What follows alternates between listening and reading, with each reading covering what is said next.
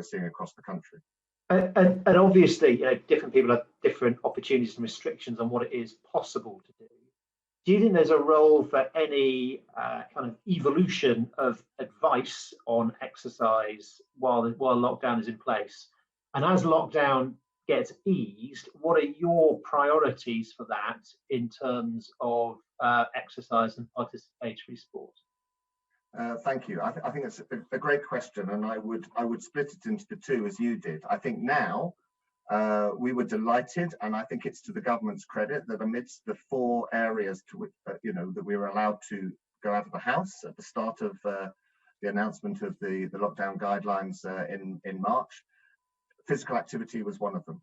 That was not by any means the pattern across the world, and it certainly wasn't the pattern across some of our Western European countries. So right away, the understanding that activity mattered, I think, was hugely important.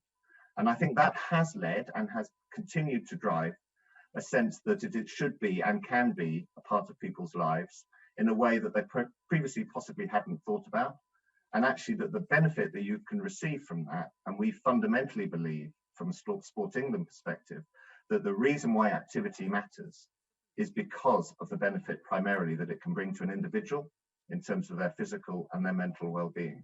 And I think we're seeing that being driven by people's approach to it now. As I say, alongside that, we've seen huge amounts of innovation online from people demonstrating what's possible. And I think that's possibly one lesson now that I think people can take forward when we hopefully see the opening up of sport that we can come onto. Because actually people are being more innovative and inventive about ways to be active.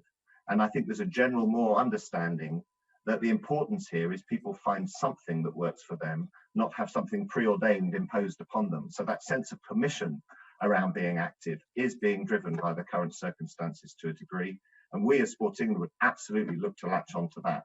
It's what's driven our previous campaigns, the We Are Undefeatable campaign for people with long-term health conditions, the Disco Can campaign as part of addressing the activity levels of women and girls. And what's absolutely driving our Stay and Work Out campaign now, we don't see that as a prescriptive campaign in the slightest. It's about the opportunity that people can see for themselves about what's possible.